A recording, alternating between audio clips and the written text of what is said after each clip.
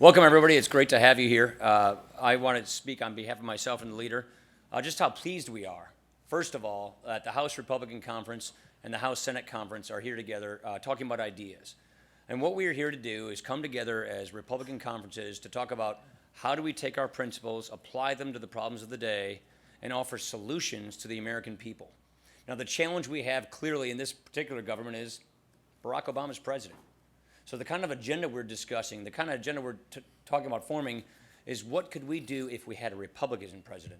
What does 2017 look like if the election goes the way we hope it goes? And that is why we think it's important for us to offer a positive, solutions-oriented approach, an agenda to the American people so that they can choose in 2016 what kind of country they want to have.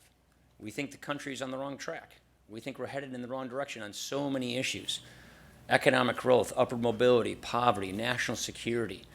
So that's why we're here today to talk among ourselves about how we go forward. What's the better way? What's our agenda? And that's why we're having a fantastic retreat. Yeah, let me just echo what the speaker said.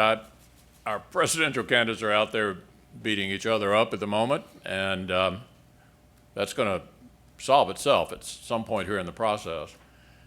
And what Paul has laid out is something that I agree with totally, which is that we're going to do issue development to try to get ready for 2017. There have been examples of that in the past in which newly nominated Republican candidates have picked up ideas that were developed in Congress and made them the centerpiece of their fall campaigns.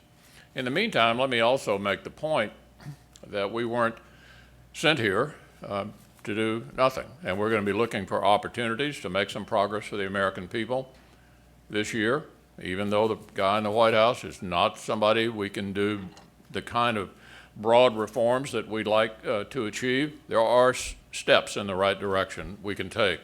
One obvious step I would mention, it's not going to titillate the public, but one obvious step would be, for the first time since 1994, do all the appropriation bills.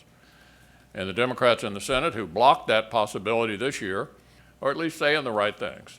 And we're going to give them an opportunity to step up and help us do that. Questions? Nikki Haley, in her response for both of you, said that the party should resist the siren call of the angriest of voices. So later clarified that was about Donald Trump. Did you guys both agree with that statement from Governor Haley? Hey, look, we thought Nikki did a great job. Both of us had a hand in selecting her. We think she's a great future of our party. I did this speech myself in 2011, I believe, and wrote it myself. She wrote her speech. We think she gave a great speech. And so I think what she's ultimately trying to do is talk about how do we have a message that's inspiring, that's inclusive, hopeful, optimistic, and that unites the country. We don't want to have another president like this one that divides the country. We want to unite, and that means listening to all voices, those who are frustrated, those who are inspiring, all of the above. Yeah, I mean, what people remember about Ronald Reagan was not that he was a solid conservative, but that he was cheerful, optimistic, and upbeat about the future of America. He believed in this country and its potential and expressed it better than anyone else ever has. And that needs to be our message going into the fall of 2016. Leader McConnell about this discussion on appropriations and possibly reforming some of the bill that's most recently. You see, we've got good comments from the Democrats here, but as you know, and I asked some of your other colleagues earlier, there's always some snake in the grass that comes up on these appropriations bills. We had the Confederate flag issue last year. Speaker Ryan wants an open amendment process on some of these bills. That's going to take an awful lot of time. I know what you want to do. He said this isn't going to titillate the public, but this is really a Herculean task to get these bills done. It is. You know, nothing is done easily in the Senate. But as you all recall, I said at the beginning of my time as majority leader that open amendment process was going to be the rule rather than the exception. We've done that. When you have a bill open for amendment, it presents the opportunity for troublesome proposals from both sides. But we saw what the Senate looked like when nothing happened. 15 roll call votes in all of 2014, no budget for the last 5 years. We're not going to have that kind of Senate this year, and we'll just take our chances. You know, we're big men and women. We're prepared to vote on proposals that are offered from both sides. Yeah, Chad, instead of just shouting the questions out, let us just pick on you. Chad, I would say We're doing our budget early this year in the House. At least a month early is our plan, so we can get this appropriations process moving. As you know, with the conventions, we lose half of July, so we've got some compression on the schedule that we're dealing with. But we're gonna, in the House, have an open rule system, and votes are gonna be all over the place because the rule is gonna be open. And that's how the system ought to be, especially in the House. So that, I think, is what the founders intended. And like I said at the first press conference I had, we're not gonna predetermine the outcome of everything. You know, I don't know where the appropriation bills ultimately go on the floor, because we're gonna let members, you know, have their amendments, have the votes. That's okay, and that's the system we think we ought to have. How about it back there? I see Iran deal becomes closer to actually implemented. What kind of a contract is going to be drawn between the parties given the unanimous Republican opposition to it? Is this a political liability for Democrats? Well, let me just, Go ahead. yeah, let me just say, as far as the Senate's concerned, there are a number of Democrats who are scrambling to try to convince their constituents that they really weren't for this deal.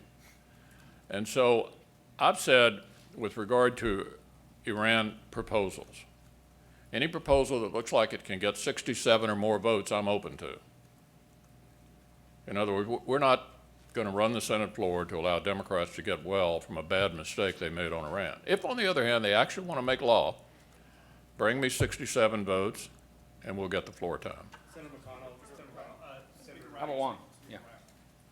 Sure. Down in South Carolina at the winter GOP meeting, there's been chatter again about a brokered convention. That's ridiculous. Can you say with 100% certainty that there will not be a brokered convention? How do I know? No one knows the answer to that question. I think it's ridiculous to talk about it. Yeah. Senator McConnell, you talked about the open amendment process. At Harry Reid, they said that he would like a vote on Donald Trump's proposal to bar Muslims from entering the country. Is that something that you would allow? Well, let me just say, generally speaking, I've tried to avoid turning the Senate into a studio for the presidential campaign, but it's worth noting that what's good for the goose is good for the gander. And so you could expect amendments that they might not like related to the Sanders or Clinton campaigns. But as a general rule, what I've tried to ask the Senate to do is let the presidential candidates run their race, and let's try to do the people's business. Speaking of the presidential candidates, if Donald Trump or Ted Cruz turn out to be the nominee of the party, are you confident that you and your colleagues in the Republican apparatus will get behind? Yes. Yeah, we're gonna support whoever our nominee is. You know why? Because it's the Republican primary voter who makes that decision, and that's who we respect. That point one, point two is what we're working on right here today, and what we'll be working on all year is putting together an agenda to take to the country so the country gets to choose what direction we head. And we think the country's heading in the wrong direction, therefore we believe we have an obligation, a duty, to offer another way forward, to offer an alternative, and that's exactly what we're going to do. Take our conservative principles, apply them to the problems of the day, present the country with solutions so that they can make a choice, and whoever our nominee is going to be, we think can help carry that forward. Leader McConnell, yesterday you told at the meeting that you intend to pass a budget this year, but spoke to Mike Enzi, Chairman Enzi, on Wednesday. He hasn't committed to moving the budget yet. I mean, is that set in stone that there's going to be a budget this year? Well, we're certainly committed to trying to pass a budget this year, no question about it. I don't have to remind you, for the last 5 years under the Democratic majority, they didn't do that. And the only time they did do it was when the House said, no budget, no pay. So it's pretty clear that they don't think that's an important exercise, even though it's required by law. And so we're going to make a major effort to pass a budget. Thanks, everybody.